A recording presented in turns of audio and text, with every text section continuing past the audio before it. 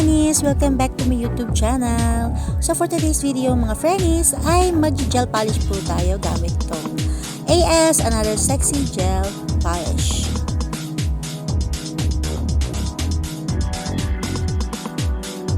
So ayan mga frennies, let's start the prep. So nilagyan ko siya ng martile at pin brush. Then, i-buff natin ang kanyang nails using 100 by 180 OPI nail buffer.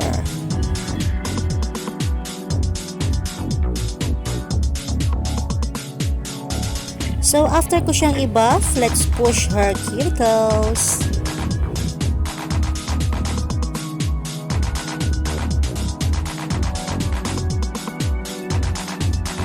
Then, I will use my e-file. At ang gagamitin kong drill bits, itong small barrel ball ceramic nail drill bits.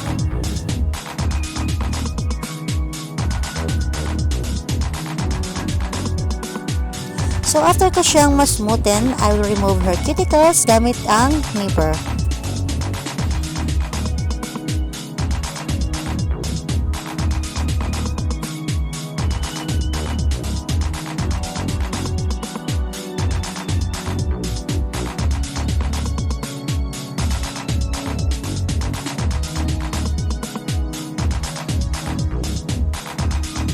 At alisin natin ang lahat ng dumi sa kanyang kuko.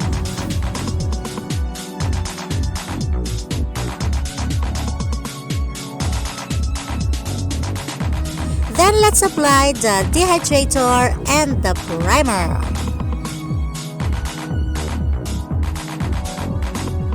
And last but not the least, let's apply the gel base coat and cure it for 60 seconds. So we'll start to apply our AS Another Sexy Gel Polish in a shade number 34. Ayan, and we'll cure it for 60 seconds.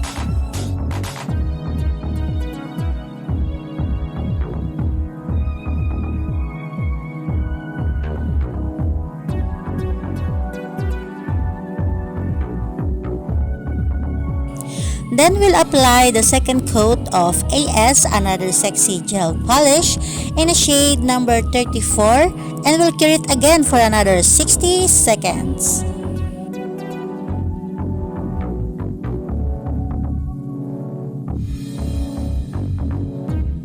And for the top coat, I will use AS Another Sexy Diamond Top Coat Gel Polish and we'll cure it for 90 seconds.